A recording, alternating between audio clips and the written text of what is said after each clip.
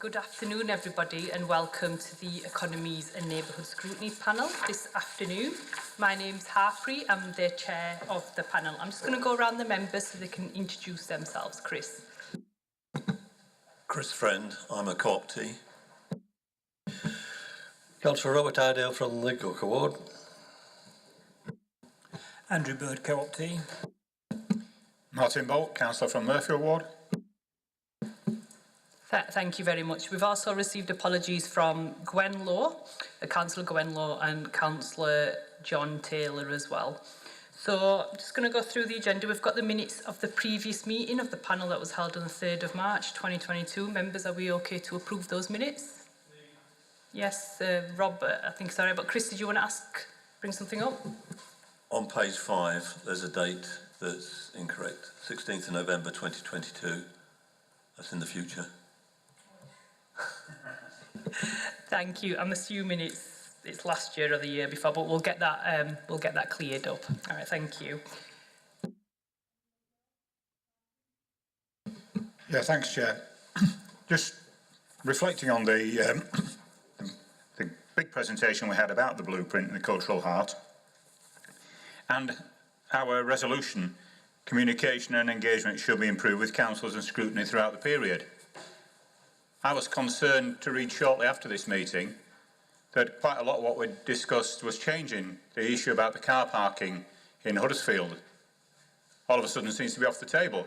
Yeah, those decisions don't seem to be made overnight. It wasn't, we had this meeting on the 3rd of March, and then to read in the papers that key car parking is being excluded, and ironically I've just come up Queen Street South on my way into Huddersfield Town Hall today. Top of Queen Street South looks to have been resurfaced and relined, and there's actually white lines pointing you down into the underpass, which is a dead end. So when was the decision made to drop the car parking, and why, as the recommendation says and was resolved, why weren't councillors and scrutiny involved? On that as well, the George Hotel. Does the Huddersfield blueprint include, I believe there's an extension planned for the back of the George Hotel, which again, as scrutiny, we haven't seen. My understanding was that a blueprint was always a technical or detailed drawing or presentation. It doesn't feel that we're getting that at the moment. Thank you, Martin. Your points are noted. Obviously, it is a rolling programme, so things will change in between it coming to scrutiny. But you've obviously raised some points here, and we will flag those with the appropriate officer and cabinet member as well. But it will be coming back to scrutiny as well over time. Okay, thank you. Any other points, members? No? Okay, I'm going to move on then. So we've got interests. Are there any interests that councillors need to declare at this time? Martin. Just for clarity, Chair, we're discussing the bus station projects. I'm currently a member of the West Yorkshire Combined Authority Transport Committee, which would have an overview, although the Transport Committee doesn't make the decision on spending, it has overview afterwards. So I declare that it's a non-pecuniary interest. Thank you very much, Martin. Admission of the public, we are meeting in person, which is very nice, although we've got some people virtually joining us as well. And the meeting is being broadcast by our wonderful technical colleagues over here online on YouTube. They're doing, well, they do a fantastic job, so let's just congratulate them for what they do. So thank you very much. And we've also got some new co-optees joining us today, so welcome as well, and I hope you enjoyed the meeting. Enjoying might go too far, but hopefully you'll find it of interest. Deputations and petitions, I don't think we've received any, have we? No, none received, Chair, thank you. Thank you. And we've got no questions from members of the public. No, no questions. Perfect. Thank you very much. We're going to move on now. I just want to remind everybody we are in a little bit of a strange period at the moment because it's the pre-election period. Obviously it's business as usual for council, but we do have to be very mindful not to be party political here today. We're here as scrutiny doing our role as critical friends. Okay, so the first item is the update on Huddersfield, Heckmondwike and Dewsbury bus station projects. This was particularly something I was keen for the panel to hear. So it's at different stages, this project is quite early on, but it was something particularly I was keen for the panel to hear. So we've got a number of colleagues here with us today. I'll remember everyone's first name, but not everyone's surname, so sorry about that. We've got Edward Highfield, we've got Tim, we've got Armin and Andrew at the back there, and we've got Richard Hollinson, who's joining us virtually. And Edward, are you going to kick off? Great, thank you very much. So I'll just say a couple of brief bits of context before I'll ask Richard to give you the summary of the report. So my name is Edward Highfield, I'm Service Director for Skills and Regeneration at the Council. Tim, Armin and Andy are here because they are the project managers, they're the closest to the project, so they'll be able to answer any really detailed questions. And then Richard Hollinson, Head of Major Projects, will give you the kind of the wider overview and the approach of how it all fits together. So, as the Chair has said, we're here to talk to you about the Huddersfield, Dewsbury and Heckmondwike bus stations. They are all at different stages of development. We are deliberately bringing this here early in the process so that you can see the work that's gone into it to date, where we are, the public consultation in particular that's gone on behind this. And we would, of course, be very happy to come back later in the year as more detail is ironed out when we get to the final schemes.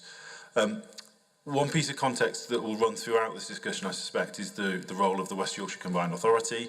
So they are the funder through the Transforming Cities Fund of the projects, and therefore as a council where our responsibility to lead the project, we are bidding into the West Yorkshire Combined Authority and going through their assurance process. That's fairly standard for a lot of the projects that we deliver.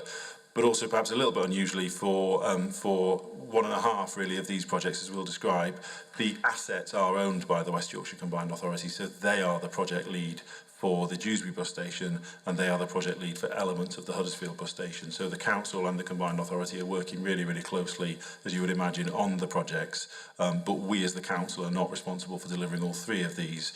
We're responsible for delivering one of them and elements of the second. And so hopefully that's clear as we go throughout this discussion. All of them have had significant public consultation, and the report features on those. I know that's a theme that scrutiny has looked at over the last couple of meetings, and we can obviously go into the process and the results, but significant public consultation and quite a bit of public support for these projects. And of course, you'll be aware these are part of wider regeneration plans for town centres and part of the wider transport strategy that looks at ultimately modal shift to a more sustainable transport network, but also, if we are to achieve modal shift, the quality of the experience that bus users experience, the safety, the reduction of antisocial behaviour, the general feel of the bus network and the bus stations being absolutely central to that. So they are hopefully receiving significant investment that will stand us in good stead for many years to come. As I say, they are at the early stages. It's very much work in progress. I think that's probably a theme you'll hear a number of times through this discussion. And as I say, I repeat the offer to come back later in the year as more detail is locked in. So probably those are my introductory remarks, and then I'll hand over to Richard, please, to take us through the highlights of the report and get into the projects themselves. Thank you. Thanks, Edward. Good afternoon, everyone. Just to reiterate a few points there that Edward's already raised. This is an update position statement for scrutiny. There will be further opportunities to look at the projects again in more detail. And this request has come today from the Chair to give you an update of progress as things currently stand. So we are at quite a formative stage, still relatively early. I think there's some sort of tangible information that's coming out about scheme descriptions and the results of public consultation. So we'll be more than happy to answer any questions you've got around that today, and take any comments you might have about or suggestions of what we can take into the next stages of the projects. So it's good to be coming at a relatively early stage. Clearly, we're not asking for any final decisions on these projects at this point in time. So that's all to come. And we've tried to set out some of the timelines for these projects in the report, but That does come with a bit of a health warning. They're indicative timescales that we've included in the report, and as most major projects go, there can be delays to the work. So we try to give you the most up-to-date information we've got at present, in order to give you a feel for the timescales for these important projects. A little bit about the funding background to these. As Edward said, these are funded, well, the money comes from the Department of Transport, from the government, and then it's administered through the West Yorkshire Combined Authority. At previous scrutiny sessions, we've talked about the process that we have to go through for projects of this type. I've not sought to repeat all the detail in this scrutiny report, which I've included in other ones. But it's the usual process of stage development of projects and getting them to a detailed enough point at each gateway in order to ask the Combined Authority and others whether we can proceed to the next stage, and that those milestones are set out in the report. The Transforming Cities Fund is a national transport fund that was announced by the government a few years ago now. And the Combined Authority, in conjunction with district partners, were successful in bringing around, I think it was around £350 million of investment initially.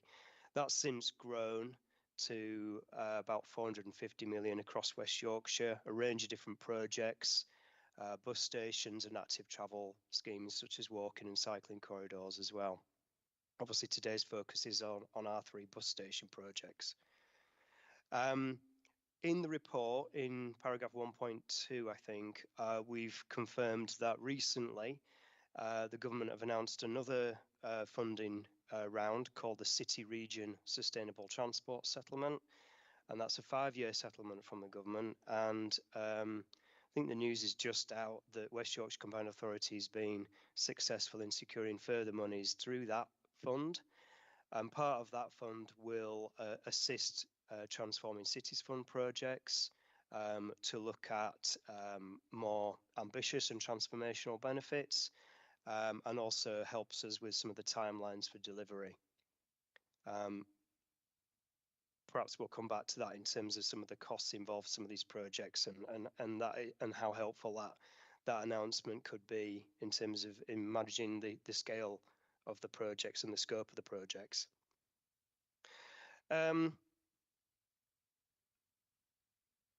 Edward's mentioned roles and responsibilities. That's a key thing here. I think it would be really useful to come back to scrutiny on individual projects so that each project could be given its own time and space so that it can be looked at at an appropriate point in time. The Combined Authority, are responsible for the Dewsbury Bus Station project. They're also responsible for the internal transformation of Huddersfield Bus Station, whereas our team are picking up the external treatment to the bus station, but we are working in partnership with them on that project. The Heckman Dwight Bus Station is being project managed by ourselves in conjunction with other partners. Again, they're all still at a formative stage. We have been out to public consultation. There are further rounds of engagement and consultation planned. And I think Councillor Upper at the beginning of the meeting said you might have some questions about that. So I'll probably bring in the project managers for each project, depending on the level of detail you want to hear today. But just to confirm, there will be other opportunities. And obviously, we're happy today to field as many other questions as we can. Brought quite a number of the team here today. And we welcome suggestions for, how we might be able to shape some of these projects, because we are at this formative stage. And the last thing from me, before seeing what questions you have, is can I just point out, and I'm sorry in advance, there's an error correction in the report, paragraph 2.3.6. There should have been a full stop after summer, autumn 2022. The remaining text of that paragraph should have been deleted, so I apologise for that. Right, I'm going to stop there because I think it'd be, with the time we've got, Chair, it'd be really useful to give the panel obviously the time to ask all their questions on the individual projects. So if the questions come through me, and then I will try and field the questions as best I can across the team. Okay, thank you very much, Richard. So we've got our first question, and it's from Councillor Iredale. Can you just put your microphone on, if that's okay? New at this, you see. Thank you, Chair. I appreciate that this is at its very beginning stages, and to be fair, it doesn't give you a huge lot to go on. But I look at 2.3.1, the project description. It says the scheme will encourage increased uptake of sustainable modes, reducing private car dependency and thus reducing vehicle carbon emissions. To that I would say I wish. I cannot see how cosmetically improving the bus station, how it looks, will have any effect on car users when, if I wish to go to Longwood Mechanics coffee morning, it would cost me, which will be a 2-bus ride into town and then back out. That would cost me a £5 at least, plus a £5 to get back. That's £10. There's no way that when a car user, I can 10 minutes up the road and I can be there on site even in the rain. It also says on paragraph 232, uplifting the environment. Well, I'll look at these and they're very pretty, the pictures, but it looks like you've just put a huge smokers thing on the front of the bus station, and that's what that and meeting as a meeting place, I suppose, as reasonable. I used to go to Rushworth's Clock, which none of you will remember. And finally, 2.3.1, you had 280 respondents who were actively engaged with 274. Kirklees has got 250,000 people. It's derisory small is the amount. I don't know how many you actually use the bus, but it is a very, very small amount. And I would like to see, if possible, you can get a wider set of views. Unfortunately, like a lot of Kirklees surveys, they go to the usual suspects, and that's my, and then extrapolate from there. I'll leave it for now. Thank you, Chair. Thank you, Councillor Iredale. Richard? Thank you for the comments. Yeah. Got feedback. Oh. Thank you. Yeah, okay. So in terms of the first two comments, which are about the scheme benefits, then so far, in terms of the scheme development, all the schemes have been through a strategic outline business case stage, which is a very early stage in the process for looking at what the potential benefits of schemes might be. It's initial look at value for money. It's initial look at things like some of the transportation benefits. And that was all taken into account when the bid was being pulled together by the Combined Authority and District Partners. And we're not the only West Yorkshire authority looking to invest in bus stations. So Leeds recently has invested in their bus station, and other districts are planning it as well. With Halifax getting a major new bus station. So I think there is a clear business case for improvements and uplift in bus travel. But like all these schemes, we will have to prove that. So the points are well made at this stage. And as part of preparing the next business case, the next milestone for this project, we will have to pull together the benefits of the scheme, and they will be properly assessed and scrutinised by the combined authority and by others through that process, and we'll go on from there. And all the schemes are subject to monitoring and evaluation criteria, which will need to be measurable as well. So the business case includes a number of factors, but it does include the benefits versus the cost of doing these things. And we'll be able to present that information in due course. The comment on the consultation, I think the consultation so far has been carried out in conjunction with our partners at the West Yorkshire Combined Authority. There's information in one of the appendices about how that works. The information can be seen online, and I've provided a link in the report to the consultation report. So yes, we picked out some figures there from a survey, but there's a wide range of measures that are used to consult the public on a bit of an ongoing basis as well. We've got plans to launch some major consultations and community engagement exercises in the coming months. And I think the paragraphs Councillor Alder was referring to with Huddersfield Bus Station, and there is further engagement and consultation planned for Huddersfield Bus Station later this year as well. So we'll take on board those comments, and we will certainly strive to get higher levels of response and a more meaningful response rate so we can help shape the schemes. Okay, thank you, Richard. Follow up? No. Okay, all right, no problem. Right, I've got Andrew next. Andrew. Thank you, Chair. Just an observation. It's very difficult to interpret between the three schemes because you give us a sort of a checkerboard of data. In one you tell us how many users there are. In other one you talk about percentages.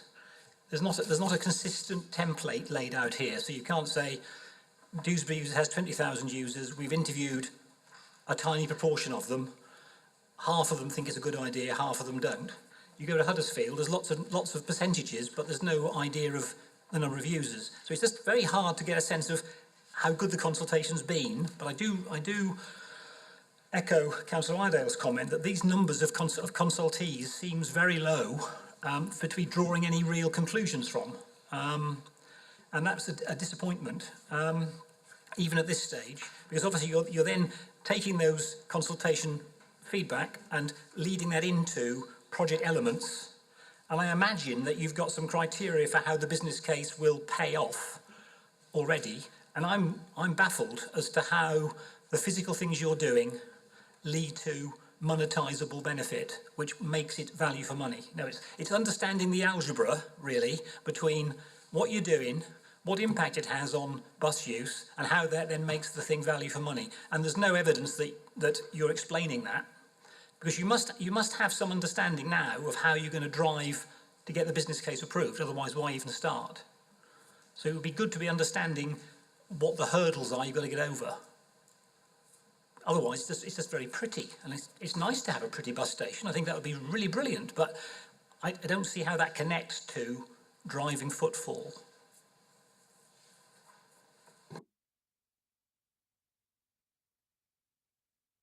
Sorry, Richard, you can go ahead.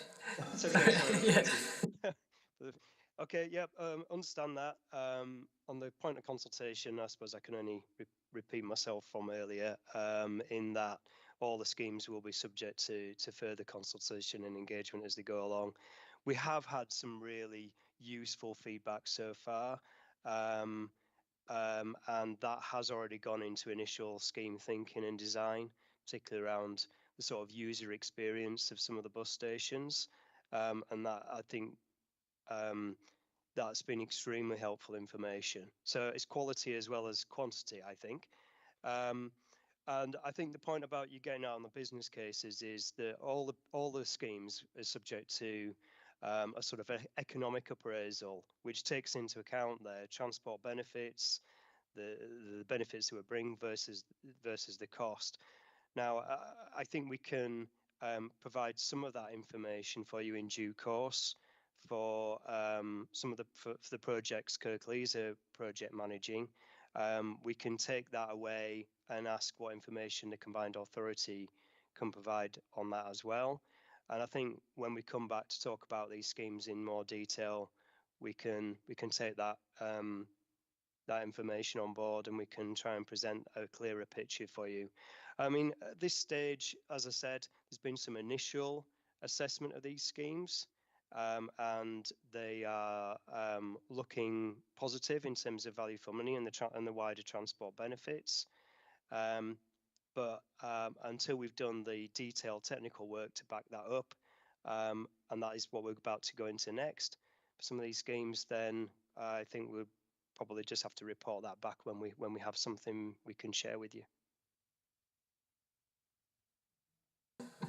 Well, if they're looking positive initially, it'd be really good to get that sense in this report, because it doesn't come across that you're saying you've done you've already got a sense that the payoff's there. It doesn't come out of the pages to say these are good ideas for the following reasons. They just look like pretty pictures. Go ahead, Richard. Yeah. Okay. So I think with the information we've got, I could probably ask some of my colleagues to come in on some of the scheme benefits for each project. I should have introduced my colleague Robert Stanley, who's actually online with me at the moment. So if I bring Rob in initially, and he'll be able to sort of talk you through the initial sort of analysis of scheme benefits across the three, and then my colleagues in the room, probably taking each project in turn, might be able to add a bit more to that at this stage. Rob? Yeah, thanks, Roger. Hi, everyone. I'm the Transforming Cities programme lead at the moment, of which, for Kirklees, of which these 3 bus station projects fall under that programme. I think if we're just looking more generically, then we're operating, in terms of the assessment of these schemes going through the stages, we're operating broadly on the Combined Authorities Local Assurance pathway or framework, and that in itself takes elements or sort of mandatory elements of the Department for Transport when it relates to transport schemes appraisal system, which is Transport Appraisal Guidance, or TAG for short. So at the moment, when it comes to the detailed economics, we have to operate with that TAG system to comply with the stipulations of the local assurance framework. Now, we've been doing that at the early stages, and some of the economics in terms of trying to monetize benefits over costs. But it's also worth pointing out, without going into the detail of one particular scheme here, that it's quite widely recognised by the Combined Authority and the government to the extent that some of these schemes, sustainable transport schemes, such as walking and cycling interventions on corridors, as well as these interchange schemes, are at the moment underrepresenting perhaps the monetised benefits when it comes to the detailed mathematical calculations around that. So in terms of wider business case development and optioneering for these schemes, we do have to look at the sort of strategic fit as well, and the alignment of these schemes to the objectives that are set out both for corporately for a given district, but also the Transforming Cities Fund objectives, which is about sustainable and inclusive growth, and it's also about carbon mitigation and reduction. Okay, so we have to line these schemes up in terms of each stage and the options that we look at to those strategic fit as well. But it's fair to say we are wrestling through the Combined Authority with the matter that some of these schemes get undervalued in terms of the benefits. And it's also worth saying that system we use is a forecasting tool. It's only to look at what the prospects of these schemes may be at certain stages in terms of the economics around them. What it doesn't do is give you an outright prediction, because there's lots of other external factors to the influence of the project that are going to affect the ultimate footfall or increase in users as a result of these interventions. I think Councillor mentioned about bus fares. They're going to have probably as great if not greater influence on uptake or new bus users for these schemes. There's other policy interventions and wider town centre regeneration that is going to influence the amount of people you see who are going to be the beneficiaries from these schemes. But the appraisal system also tries to look at not just the number of new potential users that are induced by these schemes, but also some benefits that can be quantified and monetised as well for existing users in terms of quality and experience. So we're not quite at even though we've got some initial results of certain options, we're not quite at the position where through a rock solid preferred scenario or option, we've gone through the detailed economics yet. But we will be doing that on the next stages, and we will be also doing that in the context of any evolution of that appraisal system as well, with the government and with the combined authorities assurance framework. So there's still work to be done on individual projects as they go through the stages to have a final, say, benefit cost ratio or value for money rating, or be able to tell this committee hopefully in the future about what that forecast of increased users and the quantified benefits for the increase in quality for existing users as well. But I have to reiterate, we're not quite there yet in the detailed economics around the preferred scenario, and we're not also in a position to say properly appraise all the carbon benefits of these schemes at the moment. So there's work to be done there, but we do have to put in the context of A, where we've got to, and B, the current limitations of the appraisal system we're using. That said, the options that we've put through the system at the moment are coming out with reasonable ratings in terms of their strategic fit, but also initial value for money ratings. But there's lots more work to be done there. Okay, thank you, Robert. Richard, I don't know if you wanted to bring in your other colleagues in the room. I don't think so this stage. Sorry, I don't think so at this stage, unless panel members really want to get into each sort of a bit more detail on each of those projects on that issue. But we've sort of, I think we've confirmed the position we're in. So given that this is an update today, I think we've heard a message very clearly about the extra information the panel would like to hear in due course. So we can work on the timelines for that and find a way of getting that information back to yourselves. Okay, thank you, Andrew. Sorry, Richard. I think Andrew just has another follow-up. It'll be for my successors. That's in my last meeting. But when you brief the committee again, can you make sure you lay out the process you're working against? Because it's a bit like trying to shoot in the dark here. The lay members of the panel don't understand necessarily your project process or the assessment criteria, and we're trying to work out what's going on because you don't lay it out very clearly in here. And so we're trying to understand how you're going forward. Maybe we don't even understand the number of business cases you have to prepare, but it would be really helpful for certainly lay members of the panels to understand the sort of processes you're having to go through each time, so we understand where you are, we understand the boxes you're having to tick, and then we can have a more educated conversation about some of this, because it is quite difficult to interpret. Thank you. Thank you, Andrew. You've noted that, Richard. So we'll move on to the next panel member. Just to let you know. Oh, I don't know if I've pressed something wrong here. Am I okay? So there's a whole thing coming up on the computer. I don't know if that was my fault. I think we're okay. I was just going to say to everyone, Richard, I think you've got to leave at 2ish, don't you? So just mindful if everyone just thinks about time as well. Okay, so Chris. Thanks, Harpreet. Richard, I think it's really great that this is coming to us at this point because it gives us a very early opportunity to comment. I don't want to go over the same ground as my colleagues have, but what I'm finding is at the early stage in this, it states very clearly that this is going to aim to save 15,000 tonnes of CO2. Now, Robert just commented there that it's about existing users as well, not necessarily all new users. Well, the only way you're going to save that CO2 is by having an increased number of new users on the buses and less cars.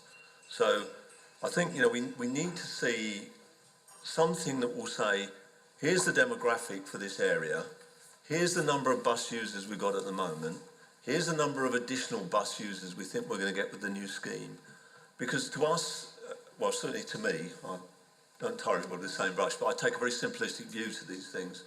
So it'd be really, really useful to have some sort of metrics like that, that we could work to.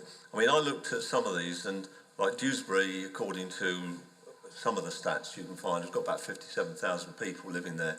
20,000 of them are on the bus every day.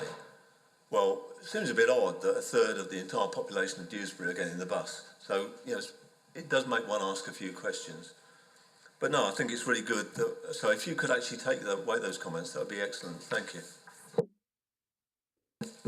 Thanks, Chris. Richard?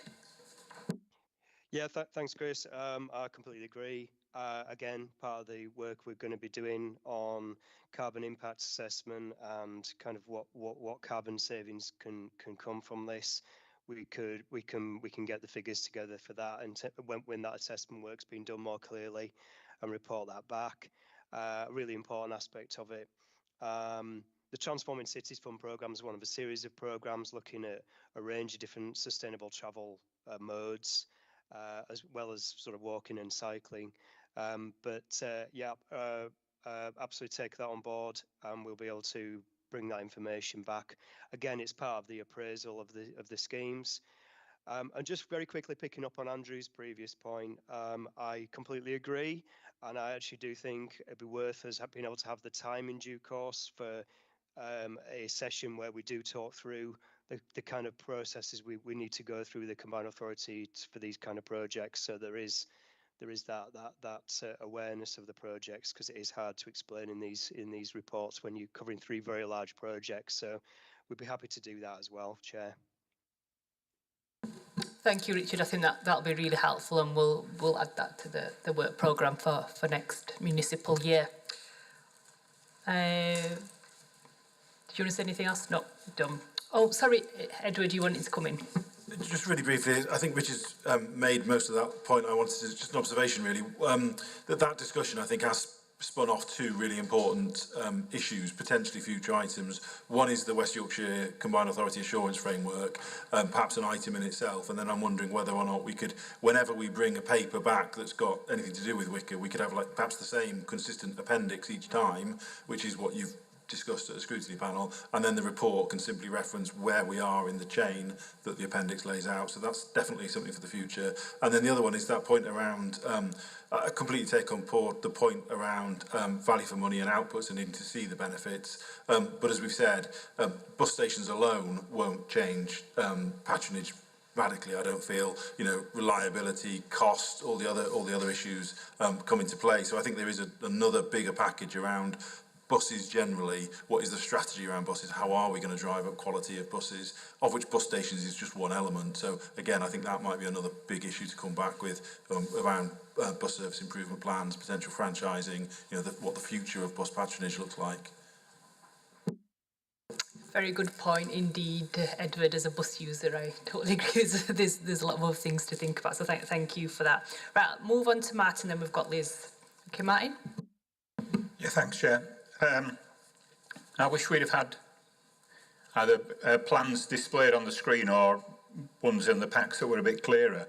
Looking at some of these and reflecting also on what colleagues have said, active and sustainable transport has been mentioned several times, but it's unclear on the plans how you're going to integrate active travel into the bus station designs when it becomes sustainable and integrated travel.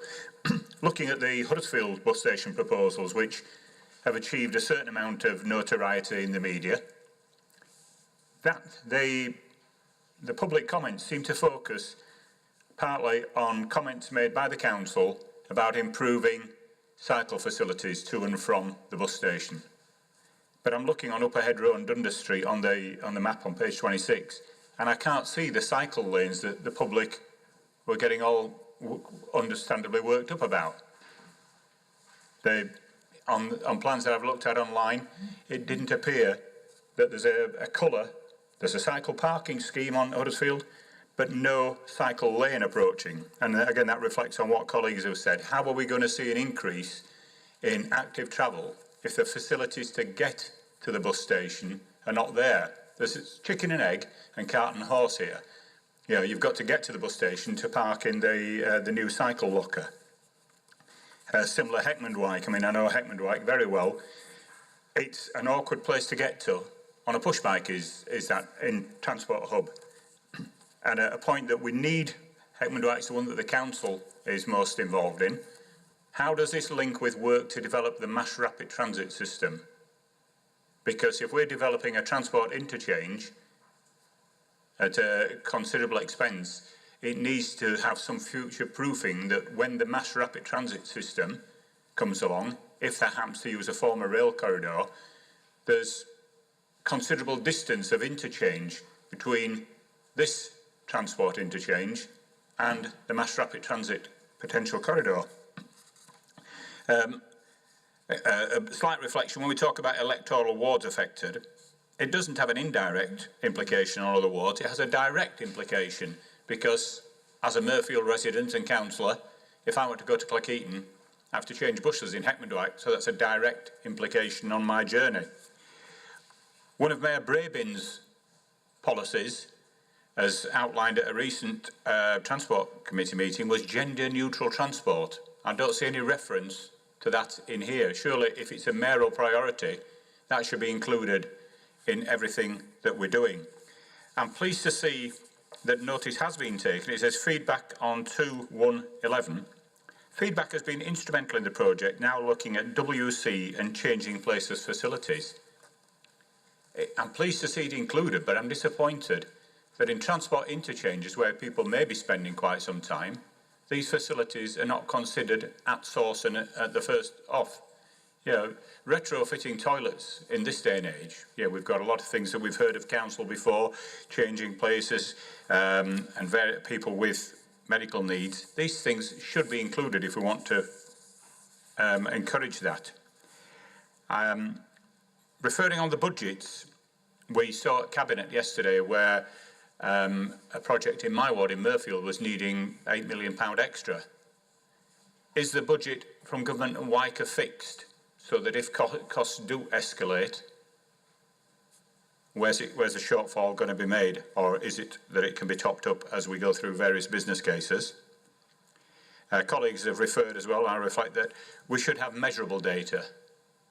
All these things, you know, everybody is interested. It's motherhood and apple pie, isn't it? Yeah, we want to see an increase in passenger patronage. We want to see a decrease in fumes and things. But let's have some data that we can measure. The value for money was mentioned. And again, in terms of a passenger transport facility, I would say value for money is definitely built around more people. Better value for money if you've got more people using the facility. When we're producing data like 2.29, and it's a shame that we haven't got any cabinet members here to give their opinion, because we had a very forceful statement from Councillor McBride at one of our previous meetings reflecting on consultation. I think he said the figures, and it referred to Heckmondwike, was pathetic and meaningless. We're looking here at some of the figures where they are figures and not percentages. And yeah, we've got percentage of respondents. What's that as a percentage of the population or numbers of the population? 28.5% of respondents said they will be likely to walk to or from the bus station after a project is complete. Again, how many people? And an interesting point there, how are people going to be able to get to cycle from a bus station? You can't take a bike on a bus. So travelling from the bus station suggests in some ways that you've got to it. That's something I would like to see change. I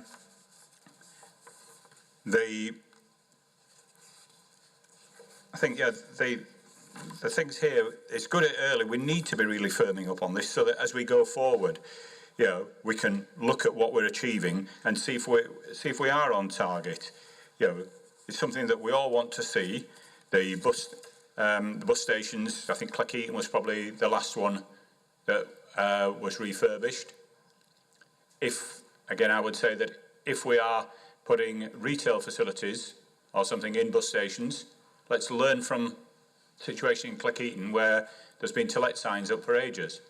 If we can't get a commercial return on the bus stations, let's examine why and seek to improve that. Otherwise, that's just wasted space, isn't it? We want to see things there. And potentially for the council on the ones it's involved with and things, if we can't get a commercial return, let's look at using that empty space for community use. You know, why have something in a bus station? It could be used either as a council facility or a community facility. But certainly, I think we all seem to be on the same page here. We want to be able to measure things. We want to make sure that the consultation is increased, and where there are low numbers, again reflecting on Councillor McBride, is that something that we can make a decision on? Because he was quite adamant that nobody should make a decision on such low responses. Thanks. Thank you. Obviously, Councillor McBride isn't here to back up what you're saying about him, so just to bear that in mind. So, Richard, if you want to come back on those points, just on the retail position in terms of the Huddersfield bus station. I mean, Greg's does a brilliant job there. I mean, the queues. I mean, I'd like to go in there in the morning and get my my pasta in a cart a lot of the times because the queues are so long. So, don't forget about Greg's. Go ahead. Don't know how to follow that, Councillor Paul. I think much of that, I think you'll find the project team would completely agree with Councillor Ball. I've tried to capture some of those. The use of space, really key issue. We are looking at the use of space in Heckham and Dwight, and we're working with the combined authority, obviously on Huddersfield and Dewsbury. Don't want to make mistakes of the past. Heckham and Dwight, we're trying to maximise the space for some of the things we mentioned, and you mentioned the changing places and the welfare facilities, and making it a safe place for bus users, family groups, changing places and those kind of uses, rather than looking at sort of retail space, because a space is quite tight around for the footprint of that project. It would appear. But we're also trying to look at reach out with other organisations for the bus stations. So we've reached out to our clinical commissioning group colleagues to see if there are any other sort of community uses that people might be interested in. So we'll take that away. I think that was an excellent point. Thank you. Project budgets and cost escalation. Yeah, we're seeing this now on pretty much all capital projects. Obviously, we are trying to build this into the work that we're doing and going to be doing in more detail.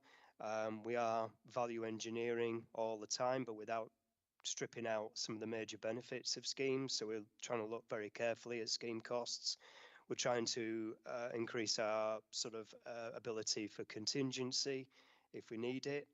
I can't say whether the combined authority extra funding will always be there exponentially for scheme cost increase, but the announcement we had for the city region sustainable transport settlement certainly helps with some of the issues around scheme cost increases. But got a tricky balance to do there between value for money, transport benefits and wider benefits, and keeping scheme costs under control. So obviously we'll be working very hard to achieve that. The active travel points, yeah, points really well made. I think we can provide more information moving forward about how we have got we'll seek to achieve the wider connectivity to the bus stations. We're looking at a cycle hub at Huddersfield bus station under the canopy. We're looking, obviously we'll make the points about the works that have gone on at Upper Head Road and Dundas Street, which connect the train station to the bus station area, and some of the other connecting points we're wanting to try and make through wider parts of the Transforming Cities Fund programme, such as some of the proposed ring road crossings to bring people in from wider parts of Huddersfield across the ring road and into the town centre to get to the bus station and the train station. Dewsbury, we're trying to link this in with the wider town centre walking and cycling project for transforming cities as well. And at Heckham and Dwight, we want to try and connect it into the A638 corridor cycle interventions that's also part of TCF. So we've got plans in play, but I think the point's well made about the presentation of that information and about showing that there's a joined up sort of network starting to emerge. So we take that away. We'll do some work on that and try and be able to present that back when we look at the projects in more detail. Gender neutral transport, we definitely agree with that. We will be coming up with proposals that are that. We think we're on the right lines around some of the looking after people, our family friendly sort of approach. Changing place is key part of that, and the people side of it, so they feel they can use bus stations a bit more safely. The Combined Authority are looking at a lot of that in terms of how they're going to spend their money on the bus stations, lighting, surveillance, better signage, better external environment as well. Sorry, I'm losing my breath. And then on mass transit. So mass transit is, I mean, it's still very early in its sort of progression. Mass transit proposals are essentially being pulled together at a very early stage by the West Yorkshire Combined Authority at the moment. I guess what we would say is that as part of the published mass transit vision, it's very clear that mass transit won't replace all the different types of hopefully sustainable modes of travel that we'll have. So the vision talks about local bus being still an important consideration, along with local rail, long distance rail, and mass transit. And it's very early. We don't know what the detailed route options are going to be for mass transit, and we don't yet know what all the different technologies might be for different parts of West Yorkshire. For example, there could be rapid bus transit, which could potentially work more harmoniously with our existing road network and an existing bus provision. But it is important to future-proof the scheme. We'll be looking at working with our West Yorkshire Combined Authority colleagues to make sure we do that. Thank you, Richard. Quick follow-up from Martin. Yeah, thanks for that, Richard, and pleased to see that there is a lot of work going on. Just again on the Huddersfield bus station and the considerable public comment, where are the cycle lanes that were announced in the press release on Uphead Road and Dundas that everybody was talking about? It was mentioned in the press release that increasing cycle lanes, the public picked up on that, and yeah, there's quite a lot. If they're not there, as they appear not to be on here, then somebody should be correcting when comments are made in the paper that are incorrect. Richard? I'm not. I mean, I would agree. Whether we'd be given fully a right to reply on some of these things, always, I'm not sure. But we certainly aim to provide the correct information when the media and the press ask us to do so. We'll certainly do our best to incorporate it into the information we put out as part of the Huddersfield bus station scheme. You need, Martin, if you're speaking, please use your microphone, and then I've got to move on after this. Yeah? Just for clarity, are there cycle lanes, Richard? They're not on the plan. There's a schematic, there's colours. I looked on when the issue was in the paper. There were no, it was a green line online. There were no green lines on Uphead Row and Dundas Street. There was still parking provided on Dundas Street, still taxi pull-ins. And again, on this schematic, I can't see a cycle lane. That's the key point. Is there one there? Richard, are you able to comment? I think Robert's coming in as well. Yeah, Robert? Yeah, I'll come on this one because I think I looked after the initial stages of the Better Connected Station scheme, which is in Huddersfield. It was part of the TCF Early Wins. Now that was, as the name suggests, looks at better connectivity between the bus station and rail station. We've not as part of that scheme, the Dundas Street one is a related scheme. It wasn't actually integrated into the Better Connected Station scheme as such, but there is cycling and Toucan crossings across Market Street and into Macaulay Square. Macaulay Square shared at the moment, but we weren't proposing as Better Connected Stations to actually install physical cycle lanes. We have put a crossing over Westgate, a new cycle crossing heading southbound, to allow people who are cycling up from the train station direction to cross Westgate, where before it was very tricky, and then use Upperhead Row to get towards the bus station. But they do that on carriageway, and a calmed carriageway, which has now got raised plateaus and there's pinch points, as well as new pedestrian crossings. But the main ethos of that scheme was about, we represent from, or recognise from your earlier comments, that by far the bigger user to the bus station is the pedestrian or people coming on foot. So the 3 bus stations, we've got various pedestrian crossing improvements, wider footways that are either part of those proposals or the part of related projects.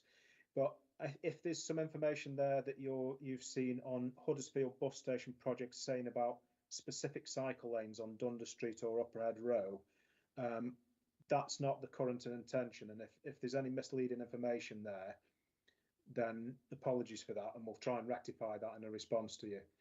But there is certain interventions, like the crossing over Westgate, and I believe that on Dundas Street there's a cycle left turn at the base of Dundas Street as you're going from Dundas Street into Market Street, so you can make that ban, which is banned to general traffic. So there are certain interventions, but there's not comprehensive cycle lane in those 2 streets you mentioned. And if that's misleading, then apologise, and we can give you the latest information on both those schemes. Okay, thank you, Robert. That's very helpful. Thank you.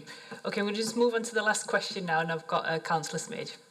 Thank you. Just very quickly, on passenger numbers, I think, and I realise it is the combined authority that deal with the bus companies, and it is the combined authority that look at passenger numbers, etc. So I'm not expecting a comment particularly about bus services at this moment in time from yourself, so I just want to make that absolutely clear. But you've got passenger numbers estimates in your reports, and a lot has been said about those already.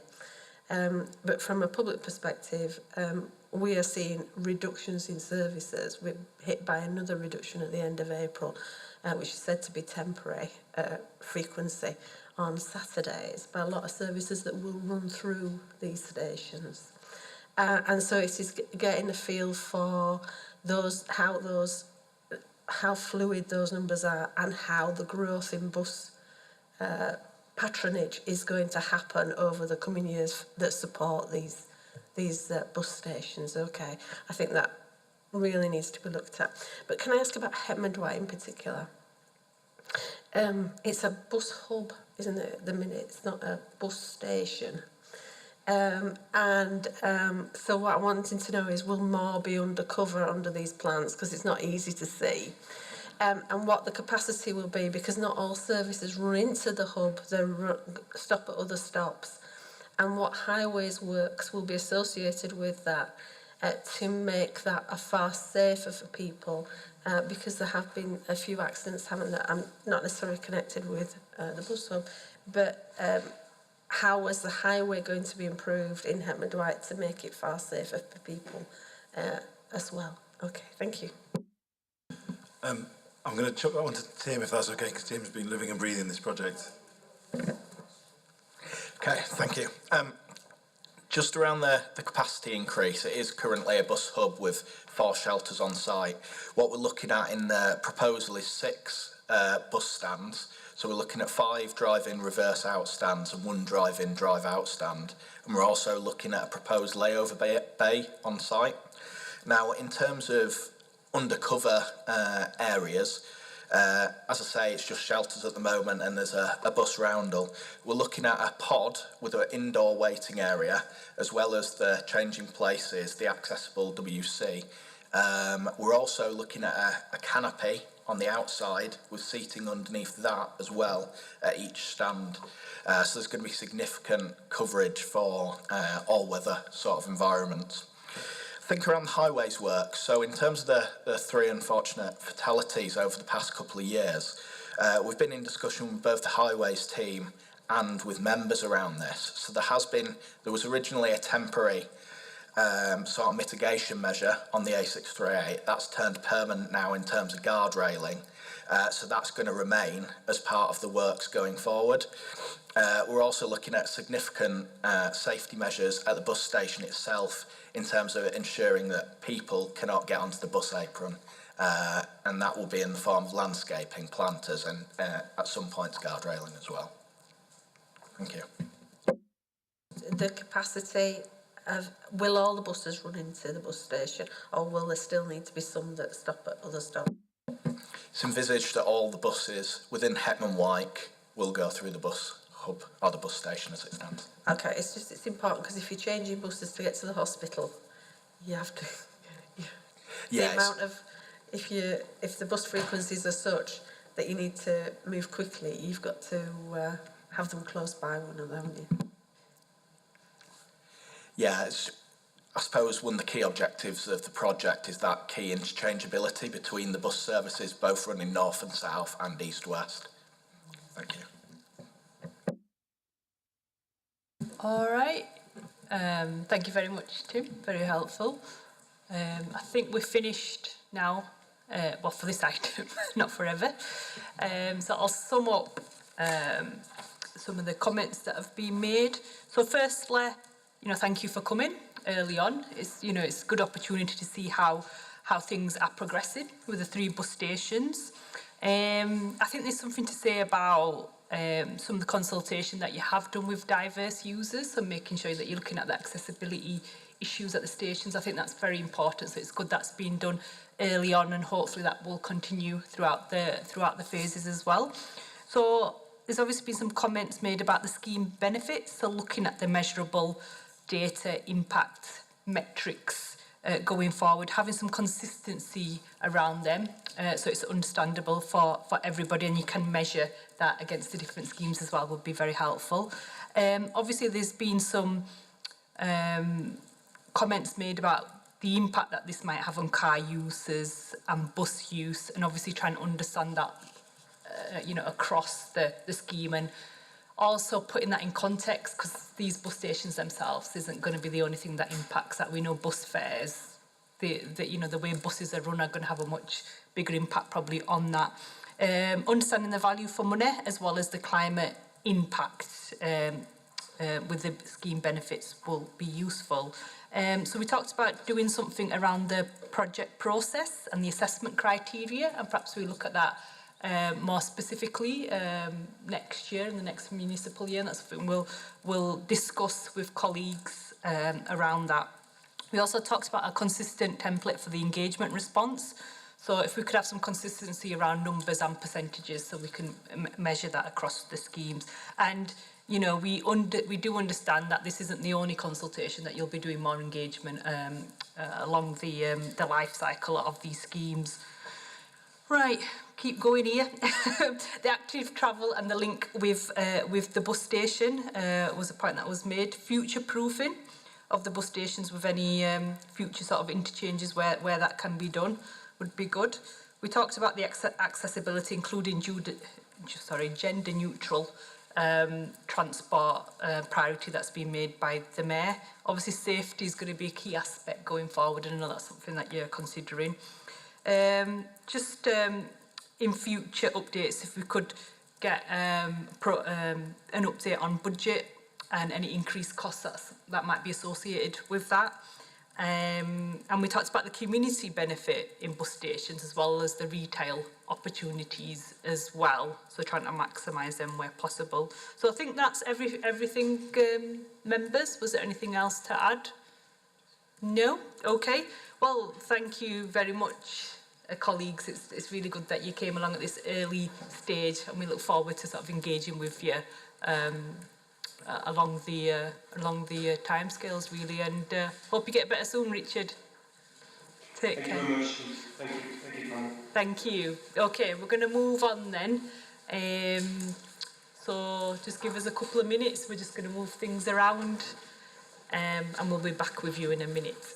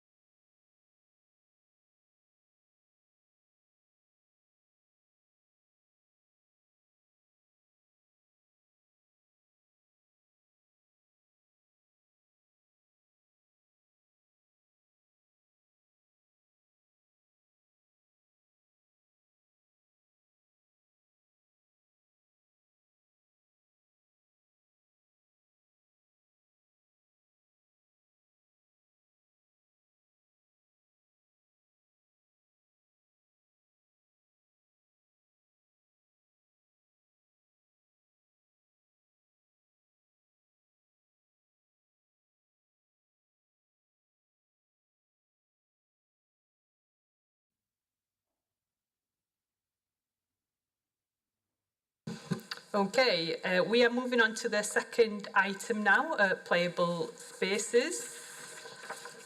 So we're going to start off with Will and Catherine, so I'll pass over to you both. Thank you, Chair. So we've just prepared a short presentation because we're conscious that this has been a while since it's previously been, it was pre-COVID that we came. So I thought it was worthwhile just having a little bit of a summary of how we've got here, what the strategy is, some examples of a delivery, and also some of the plans moving forward. So I'm just going to switch to the presentation, if that's okay. Lovely, thank you. So the Playable Spaces strategy is something that I think everyone welcomed. You know, it's significant investment in our play areas. It's designed to move them from what were some of the traditional mechanical built type environments into something that sits more naturally within their environment, that engages with communities, that understands what the communities wants, and then invests in it. Some of our play equipment and play areas have been built up over a number of years and have lacked investment and have come to the end of their life. So we wanted to invest significant money back into it, because I think everyone sees the value of play and the value of this in the communities through age and through ability as well. You know, this is truly inclusive. So the journey so far. So this started some time ago in 2019. There was an initial draft of a policy that came through, and then it was reviewed later in the year following feedback from councillors. It was reviewed because we wanted to move away from what was a perception of us looking to close, a reason to close sites, when actually it was quite the opposite. We're looking to develop and enhance sites and really invest in them. So we came back towards the end of the year, and we just got the engagement process running with councillors again. And I think everyone knows what happened in 2020, didn't they? So, you know, it sideswiped everything we were doing. It obviously derailed the project. You know, the teams were running PPE hubs, there were COVID testing, it was all sorts, which was the right thing to do at the time, but it meant that a lot of this was paused. So we took sort of mid to late 2020 to really get things back up and running and going again. But it also gave us the opportunity to make sure we had the right engagement tools, we had the right branding, and we had some other elements which I'll sort of take us through. We haven't stood still though. You know, we have developed 14 sites over this period. To today, we have been award-winning in some of them as well, in the concept and the delivery of them. And just so I'll just mention now, but you know, the first phase of this Playable Spaces delivery will start on the 9th of May as well. You know, so we've been delivering, and we're about to deliver what is the next significant tranche of Playable Spaces. So as I said, there was a few challenges that I'll take us through that we've built up resolutions to, and we've looked to really learn and progress and evolve this programme as it's gone, rather than just sticking with what we started with, which was just a concept, an idea, and a set of outcomes we wanted to achieve. So what have we achieved so far? So I think some of this is best shown visually. So I've just provided just a few examples of what the strategy is trying to achieve and how we think it's achieved it. You can see from some of the designs here that it's mixing all sorts in with the children, how they want to play. This specific site started with the community simply wanting new for old, and actually by engaging with them, working with them, and building up what you're trying to achieve, what do you want for this, it changed out completely differently and was award-winning as well. And I think you'll see from some of the photos that it's just fantastic, the outcome, isn't it, that was achieved there. You can see again, photos speak 1,000 words, don't they, in what was achieved in that one. And that's the concept that we have tried and tested on those 14 sites throughout this delivery, whilst the main chunk of it is you know, like I said, it started in May. We've created some branding because, you know, this is a long-term project. So we wanted to make sure it was recognisable, people understood what we were talking to them about, because we might be talking to the same people multiple times, you know, because they're in the same communities. There might be other sites around there, there might be parks, there might be pocket play areas that we're talking to them about. So we thought it was important to take the time, while we had this pause, to get the branding right, to get the website set up, to get the engagement tools set, so that it looked good, it looked professional, it looked what we were trying to achieve. And you can see, you know, engagement has been central to this strategy. I think some of the criticisms that I'll get into a bit later has been the pace of delivery. And I think some of that has been because when we started this, we didn't understand what the level of engagement we would get back. As the previous item, I think, highlighted, it can vary. Well, the level of engagement we saw with this was phenomenal.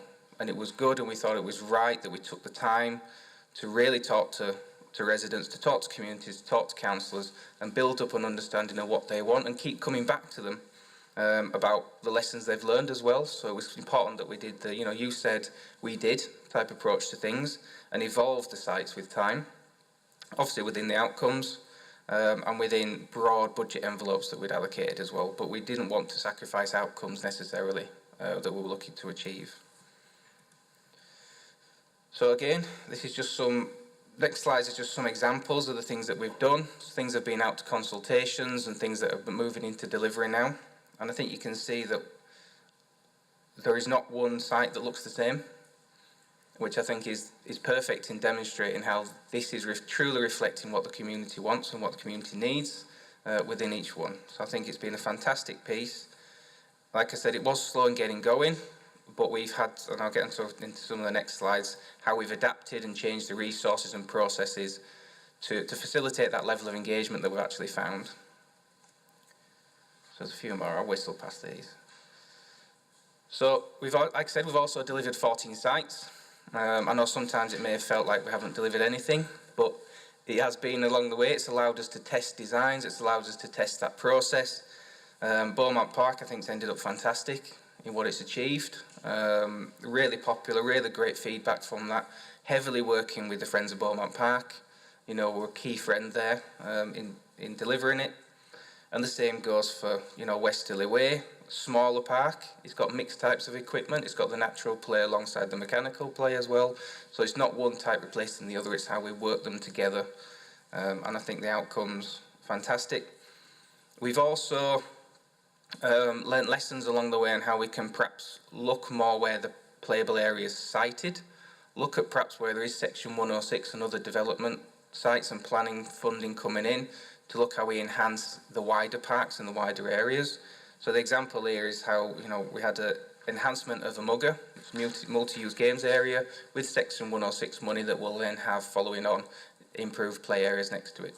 So we're looking at how we're using Section 106 as well to enhance what we're doing along the way to get more bang for our buck, like we said. So moving through, this is just another example of quite simple things, but they're well used now. This is what people were looking for, and these are the outcomes. What we've also recognised was behind the scenes we need to make sure that we had the right reporting and governance processes, because this was a large project, very complex, lots of engagement, lots of feedback. It was important we captured it, we understand what was happening, we understood what was going out and eventually what was procured. So sat behind there, and there's just an example spreadsheet there, is every site, what stage it's at, which officers are assigned to it from a parks development, which officers are assigned to it from a landscape architect, where it is in its design, its consultation, is it out to procurement, has it come back from procurement, what's the delivery on date site, things like that we've had to build up and behind it. So we had the machinery, we had the stuff behind it to make sure that once we got up to speed, we were delivering. And like I said, it took time to develop these tools, but I think now we're there. Acceleration, we're just going to accelerate the delivery of this programme. We also, I think, was fairly criticised during some of the periods about communication and about actually keeping councils updated of where things were. I think it came from a positive. It came from the fact that people are so enthusiastic about this programme, they want it delivered now, and once you've talked to people, they want it, don't they? They want it delivered, they want to see that difference, they want their children themselves to be playing on these things as fast as possible. So what we introduced last year was better communication, I think. We've got our internal, what we call project on a page reporting tools that show us what different statuses, what issues there are, what decisions. But we've also got a monthly update that goes out to all councillors now that says what stages things are at, if there's been any delays, what that delay is, why there's a delay there, if things have been delivered as well. And our portfolio holder gets the whole picture. So they get the full programme update and each councillor gets an individual ward-based one. And here's just on the next slide some examples of each of the types of communication that go to ward councillors. There's some generic information in there, but there's then also ward-specific things that are telling councillors what's happening So when residents, communities ask about, you talked to us last year about this, where is it?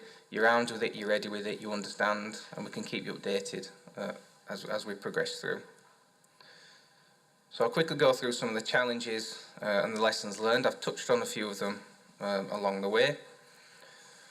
So some of it was the team capacity. So like I said, we had people who were doing mixed roles.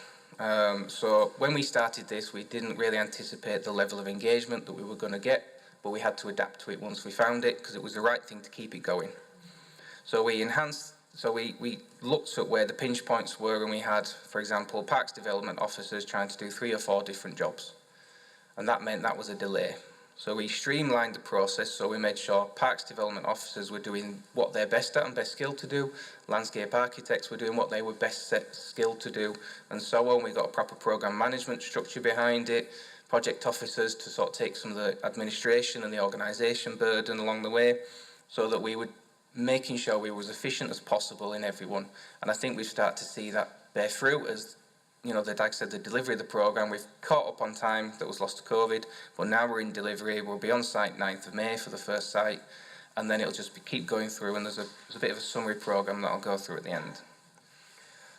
We've increased landscape architect capacity, because again, they do section 106, they do planning, they do some of the like new street designs, things like that, but we've now recruited and dedicated landscape architects to playable spaces, so that they are 100% on it.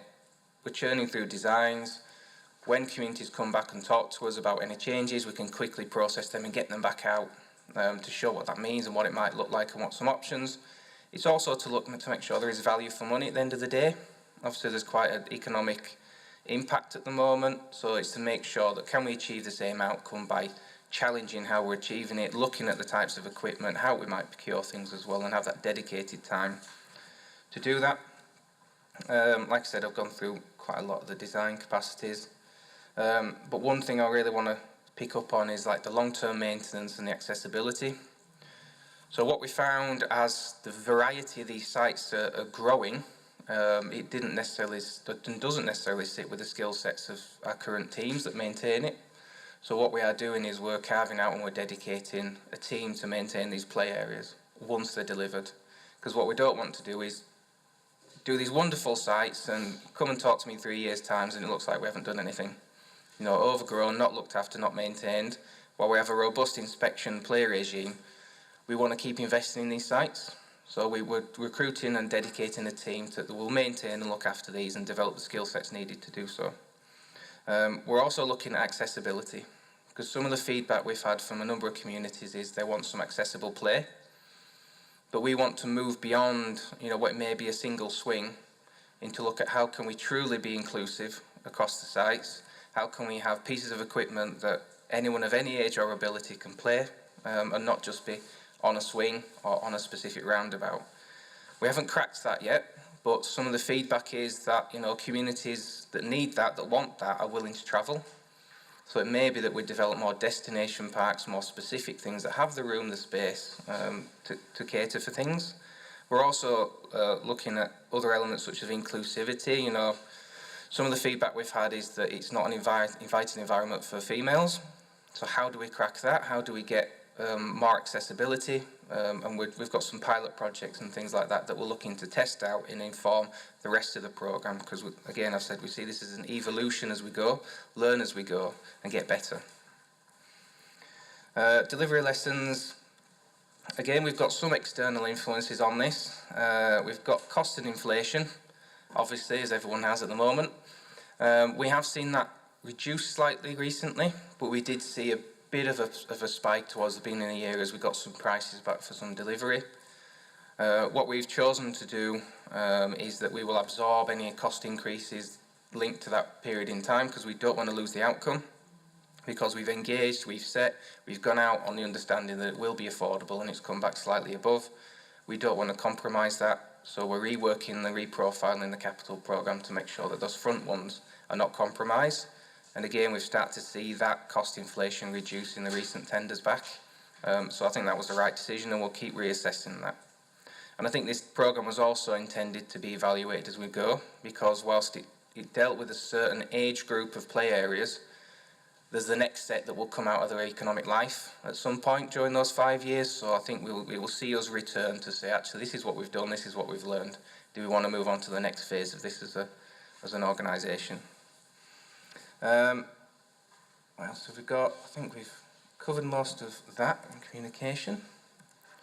So again, this is just a summary, just showing all the sites we're working on presently, and it's showing how we're moving through and how they're coming into delivery. And like I said, we've got the first tranche of things coming through because we've moved to procure things as bundles to make it economically advantageous, to make it interesting to the market, to make sure that people will tender, and we've seen that working. And we've got the first batch that are due in May, and they will keep progressing. We've got the next batch that the tenders have just returned, and so now I think we're really into delivery. And I think something that might be good, maybe coming back to scrutiny at the end of the year just to say what we've learned through that delivery period, and update you on anything we learned from that. I think this slide just summarises the scale and the depth of what we're doing. Every single one of these sites we're engaging in the same way, with the same principles. So it's a huge amount of work, but I think it's invaluable in what we're trying to achieve and what the end goal is, and we don't want to lose sight of that, I don't think. And so that was a whistle stop. Thank you very much. Thank you very much for that presentation. So questions, members, and I've got Robert first and then Chris.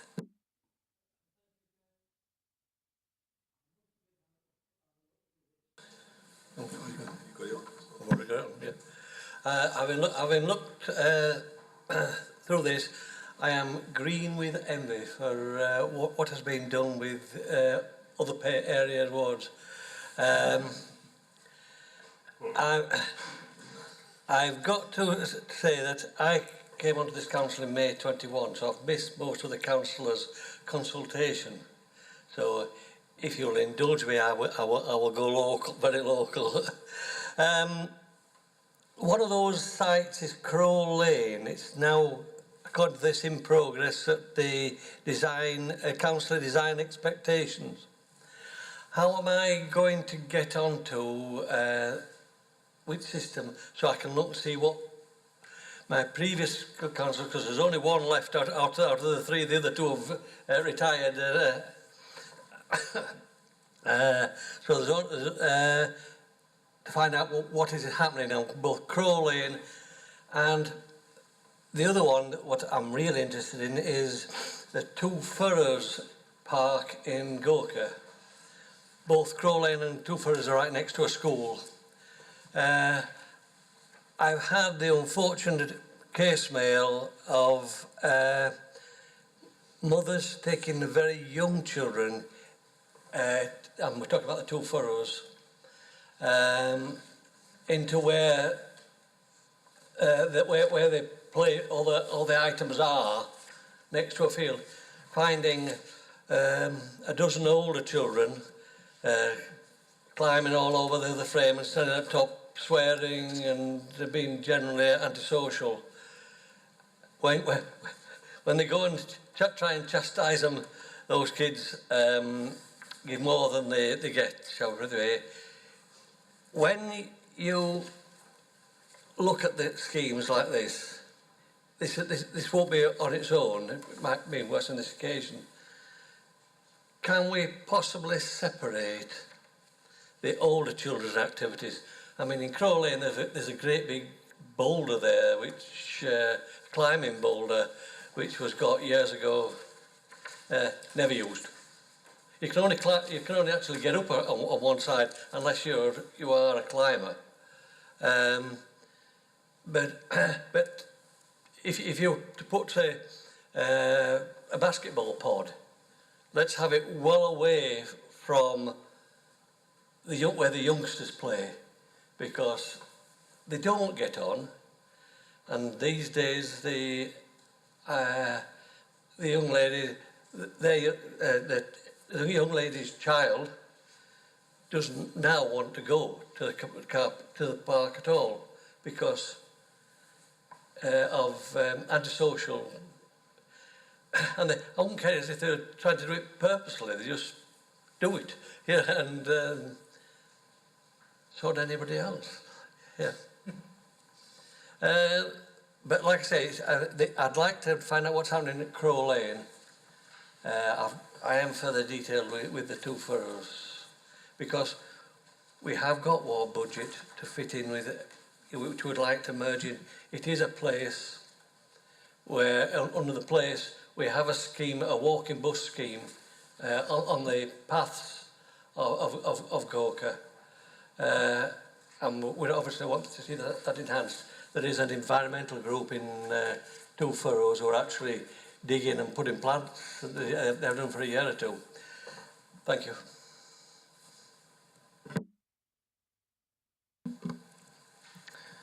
So the first one, I think what I suggest is we just arrange to meet you, and the team will come through and just update you on any history, any packs, and talk you through it. I say the team. I've got Catherine does a lot of the work, and a lot of the team behind it. So they're more than happy to sit down, go through the detail, and bring you up to date. On the other one, an ASB, I think that's some of the issues that people will recognise. And I think that's where we're trying to look at inclusivity, to include through age play, intergenerational play, through age play. Sometimes we find, that teenagers are sitting on things because there's nothing else to do in that area, which is why we want to look at that holistic view of where that space is, how it sits there. I showed you the Mugger redevelopment alongside the play area. The teenagers will be on the Mugger, the younger children will probably be on the play area. So we are looking at that, and that's the sort of concept and ideas that we want to bring through. We find that some of the investment before has been really young age targets, that soon grow out of.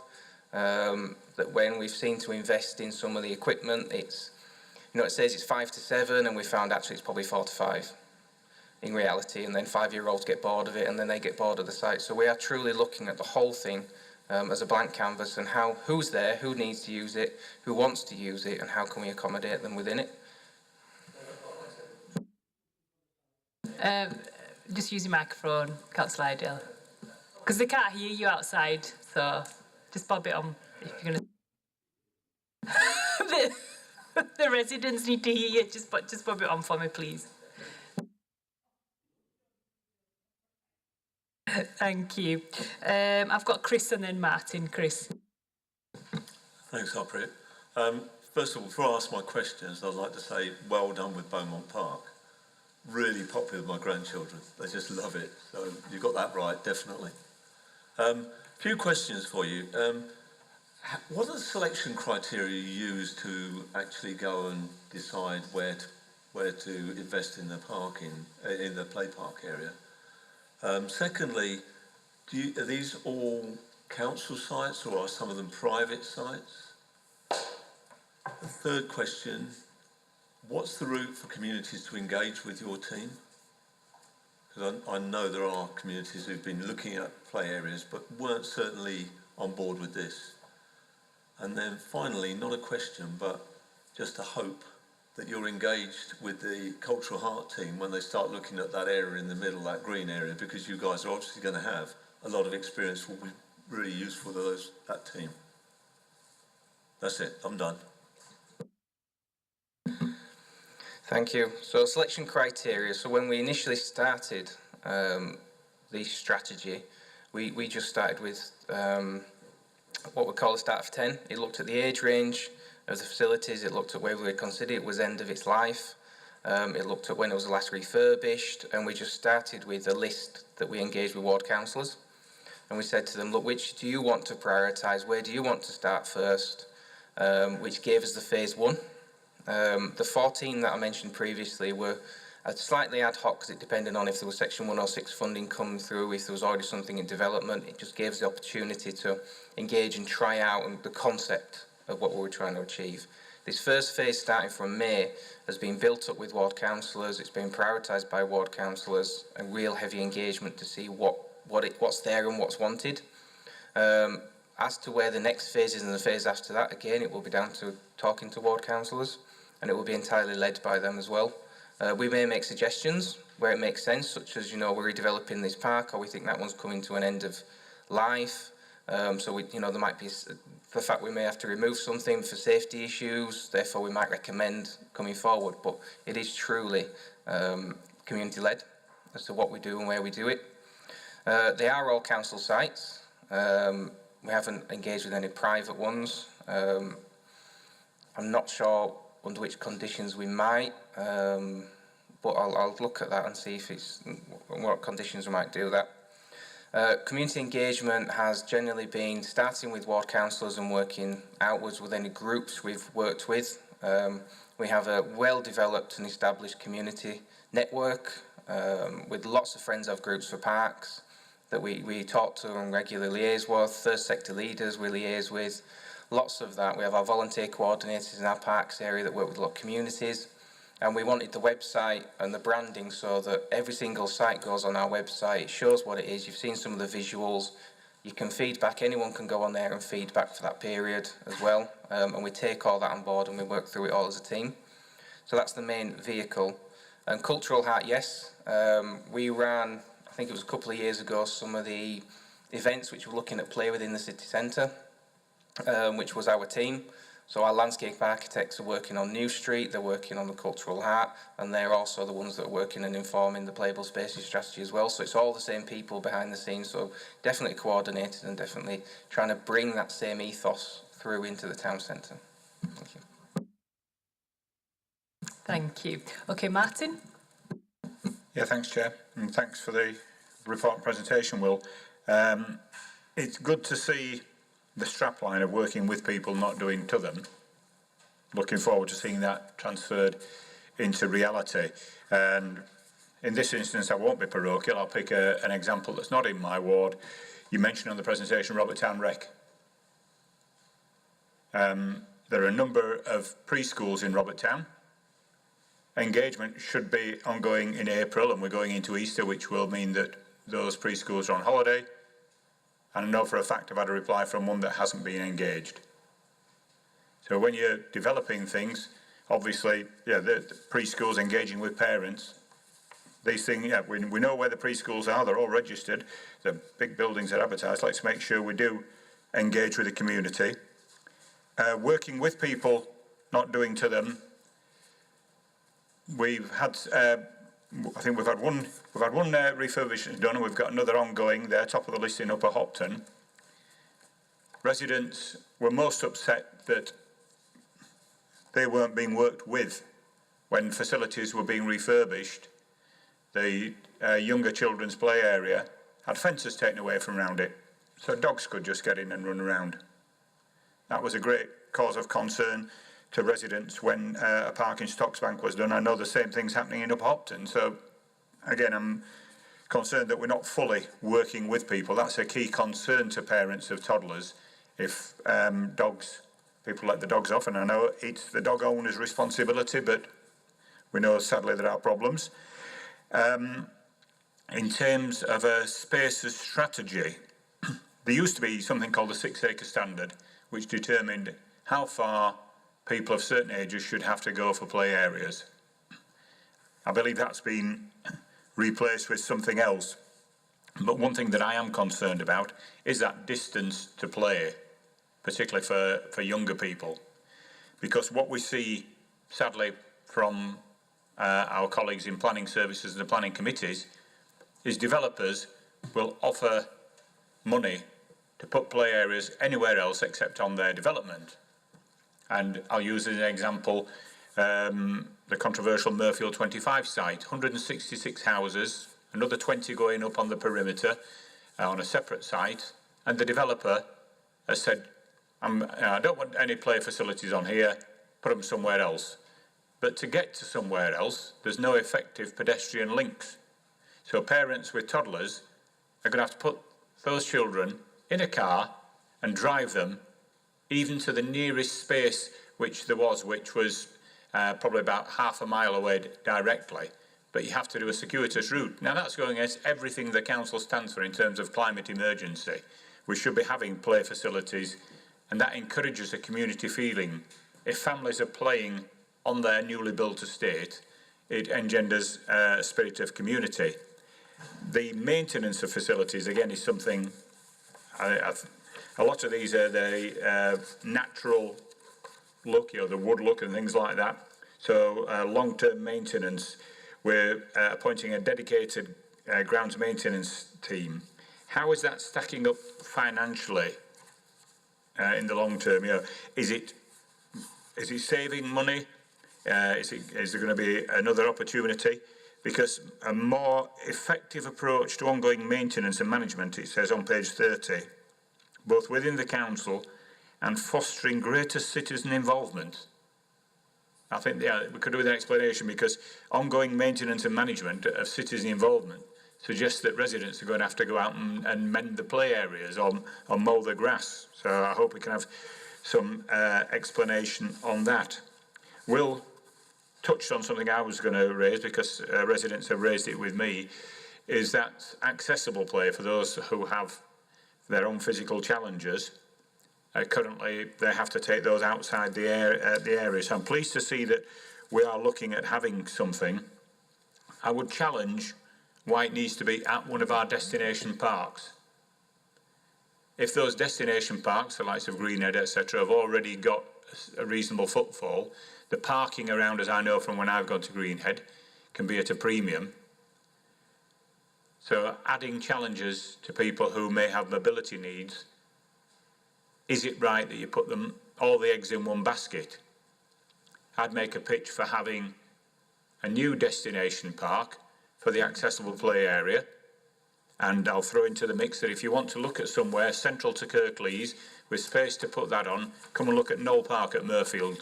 I'd be glad to speak to you about that, because we raised with officers in terms of engagement probably about 2 years ago. We asked for suggestions for them to draw up designs for improving facilities in Knoll Park in terms of the walkway around the park. Vivian asked for a skate park, and we've seen no designs on them.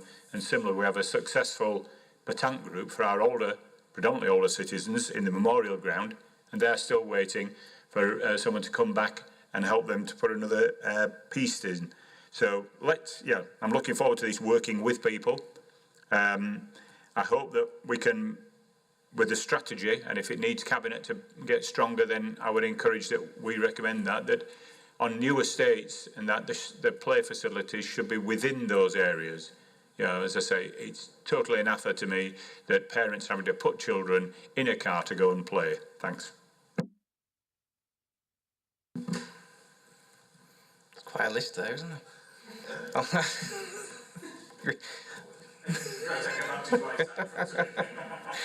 I'll try to cover them all off, but if I've missed some, please remind me. On the engagement, like I said, we do try to engage with everyone. If you've missed someone off, it's not been intentional, and it's something that we'll pick on specifically on that instance, because, like I said, we're learning, we're developing, we're evolving this as it grows, and we haven't always got it perfect. We've held ourselves hands up to that, and if we're not engaging with schools as a first point, then we'll take that as a point moving forward. On the removal of gates, we are engaging with people, and obviously there is mixed feedback with any engagement. There are people pro and against. There are arguments for pro and against things. I know when I grew up, things didn't have gates around it.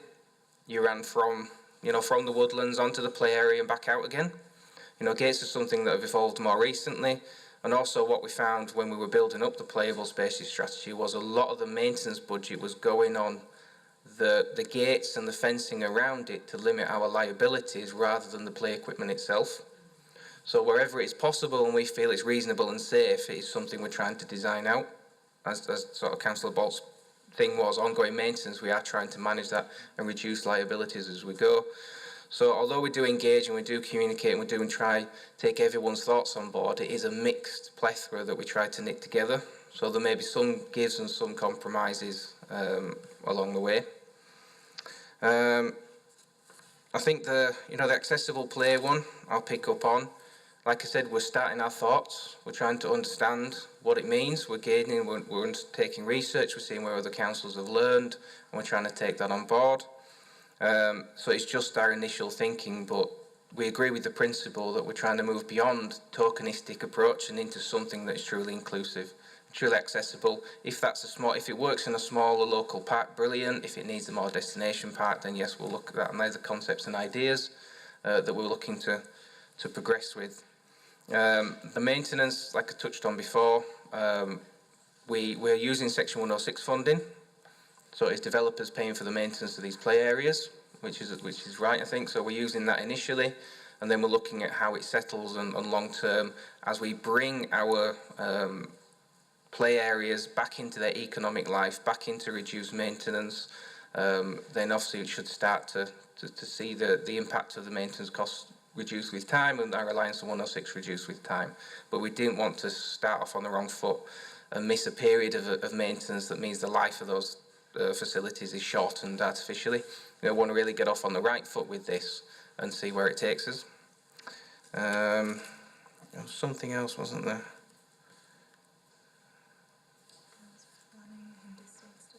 Distance to play, yep. I think that's right. I think some of the reasons we built up the playable spaces strategy was because, through the planning regime, there is application of policies, and that has led to a lot of smaller, less used play areas that we still have to maintain, we still have the responsibility for in communities that didn't want them, didn't need them. So it was the wrong areas in the wrong places, which is why we wanted to look at some of the rationalisation, some of the strategy was built up on the basis of that. And I think you're right, still we haven't quite got it right. I think, we're setting off looking at what's the need is, what's the community want. What we're looking at next is how we might master plan award. And funnily enough, the team are looking at Murfield, and they had a walk around this week to look at how can we tie together all of these play areas and look at a holistic master plan of play for Murfield as a concept, because we've on site quite soon out, we've had one delivered and we've got one in delivery. And the team were only there this week walking around multidisciplinary to look at what approach does that approach work, and actually does that allow us to influence planning and influence how we develop play moving forward, not just how we're redeveloping what we have today. And I think that's covered everything, hopefully. Yeah, I think you got most of it. It's just the costs, the long-term maintenance. Can't see the exact page number. It's 53 or something because it's in their margin with the Kirklees logo over it. The strategy encourages more natural, appointing a dedicated ground maintenance team. So, when you're setting up a team, obviously the cost. So, is this a cost-driven exercise, or is it a quality-driven exercise? It is quality-driven. So, like I said, initially it will be a higher cost of maintenance, but the idea is as it develops with time and we bring things and the whole of it back into its economic life, back into a different way of maintaining it, that we will bring it back into budget. But in the short term, we're using Section 106 funding. And I just remembered the citizen element and comment, and I think that was really reflecting parks such as Beaumont have a really well developed Friends of group. Parks such as Greenhead do as well, and they do more and they want to do more on maintaining and looking after the park. We're not expecting citizens as a standard to do anything. It's looking at what the environment is and what the appetite is, and if people want to help, we're more than willing to help them and facilitate them. We're not saying that now you need to go and look after Lower Hopton and that's it. You'll never see us again.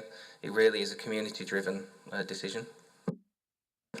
Yeah, thank you. Well, I think the master planning point is a very good one. I really do, and I've seen a number of developments in our ward where they've just thrown up little spaces of play areas which are not used at all and really make no sense. Be one of those little horse things and that's it, and it's really no use for anybody, frankly. So the master plan, I think will be key. I'm going to bring Liz in. Thanks. Can I ask a bit about the strategy, please? Two of our parks were in your presentation, thank you very much, that had Section 106 monies that we were able to bring forward into this scheme. But it's about your strategy going forward for when there isn't Section 106 monies. So what criteria are you using for updating play areas where there are not Section 106 monies? We have a particular area, if we want to be parochial, we have a particular area that is damaged and the play equipment cannot be used at all. So, and it doesn't have any Section 106 monies to it. So it is how you're going to bring those into these schemes, because I'm sure there'll be more around Kirklees than just ours. And also new, you mentioned the word new. and my ears pricked up on that one. New play areas, because as I understand it, there are no budgets within your service for new play areas. And so those of us who are wanting new play areas are having to look for funding elsewhere, which we're currently doing. But it's how those are going to be part of your strategy as well going forward. And are you going to have some budgets that you can add funds to? Thank you. Thank you. So I think really there's three streams of work in play that are going on at the moment. We've got the Section 106 element, which we're quite slick at, we're quite established, engaging with councillors, looking at specific areas, recommending it. That is influenced by the Playable Spaces strategy. So the team are looking at, well, where does it make sense that it enhances something, or making sure the philosophy and the development fits with it. The actual strategy itself has £9.5 million capital, which we are moving into spend this year. So I said we're on site from May. This is starting to spend the £9.5 million, and this is about the actual core Playable Spaces strategy itself, which is renovating, redeveloping the sites as we move. Then the third one is where I mentioned the new, and this is our latest thinking is around this master planning. And if we do this master planning and we look at it and we see it makes sense to create new areas or move play areas where it's delivering no value here but it would over here, that's where we want to start and look to see if it can work. And can we actually then look at maybe diverting or enhancing the Playable Spaces capital to do that. But that will be, it's that concept at the moment. We're just trying to get that going. But that would be engagement with obviously the administration and with ward councillors as to what the appetite was. Would it work? Wouldn't it work? Because that might involve looking at some of the elements the chair mentioned about small unused bits of parks that aren't delivering any benefit to the community, and do we want to close those, change those, move those to enhance something somewhere else where it is needed? So we're just getting on that next phase of what is that master planning for each ward and how would that work. But we don't have the answers of that at the moment, I'll be honest. If you need a pilot area, I'm not suggesting we have any play spaces moved. Let's not run that but certainly we have an area where it is vandalised, and we have another area where there's no play provision within walking distance, where we want to put something in. So, you know, that is about planning across the ward, yeah. And we look forward to hearing from you because we're on with those items now. Okay, thank you.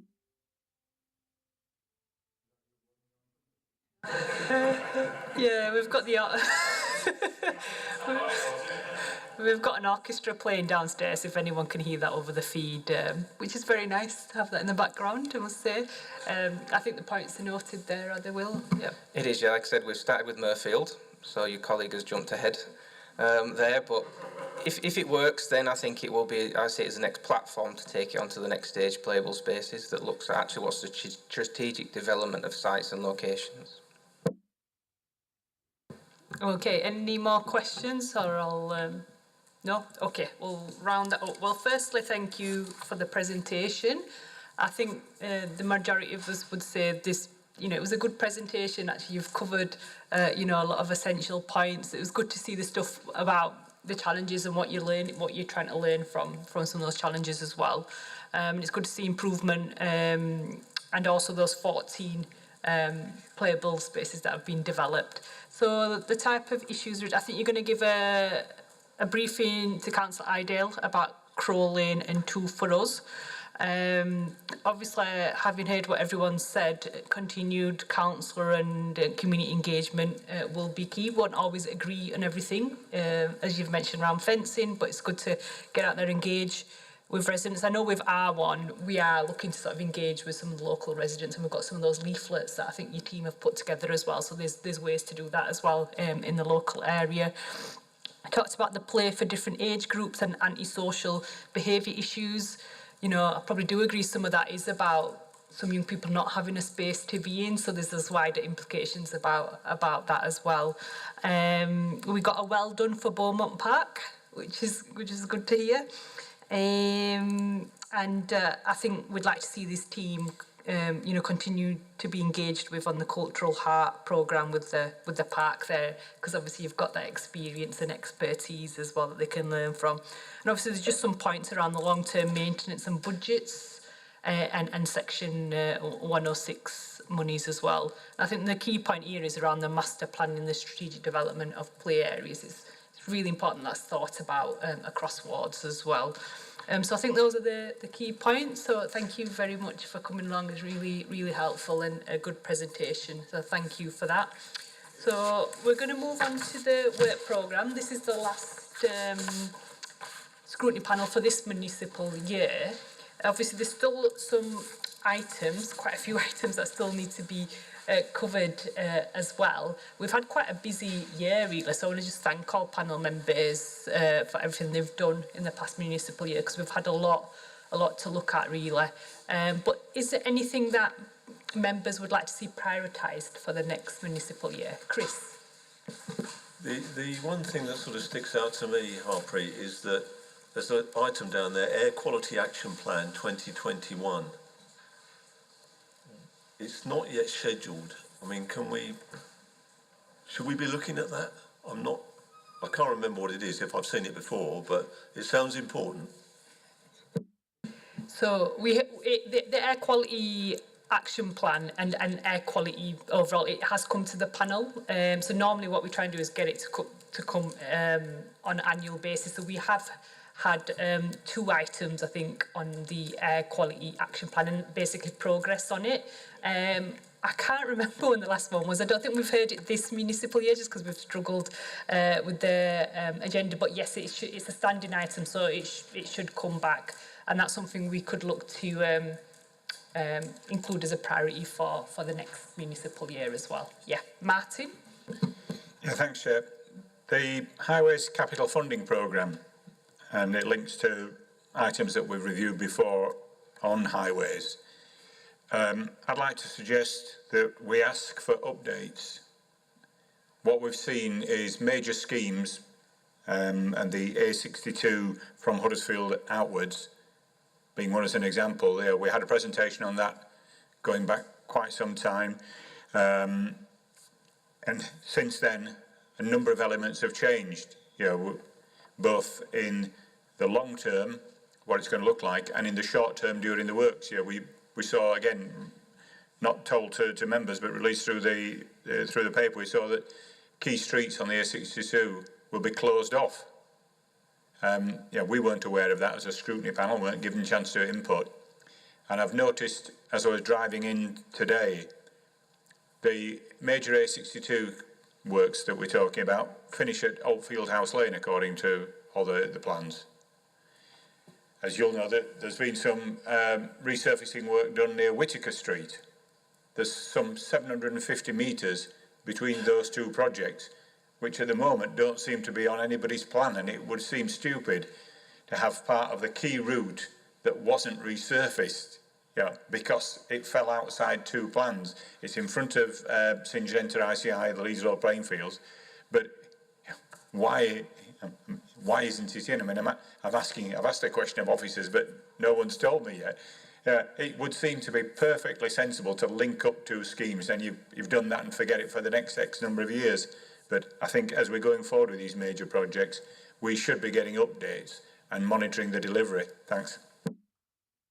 Okay, thank you. That's noted. Thanks for that, Martin. Andrew? Can I just suggest that the skills training and apprenticeships item, again, which we tend to spend a lot of time talking about capital projects here and physical things, but that's a key enabler of economic development, and we really need to have a really good look at that. So I'll put that on your list for next year.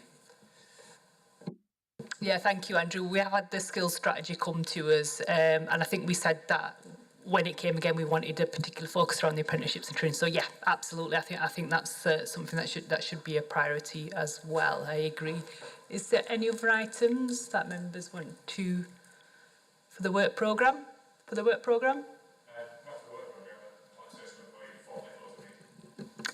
Okay, before you say that then, one of the things I would like to say is, Andrew Bird, this is your final scrutiny panel meeting as a co-optee, so we want to thank you very much for everything that you've done for the panel. You've definitely brought a lot of insight, given your experience, your work experience, and I think we've really learned a lot from you, so thank you very much for everything that you've done for this panel as well. We appreciate the time that you've given. Martin. That was part of what I was going to say, but it would be remiss, I think, of us if we didn't also pay tribute to yourself, Harpreet. I think you've chaired this in the true spirit of scrutiny, as a critical friend, and you've given ample opportunity for questioning. Whatever you do in the future, provided it's not in politics, good luck with it.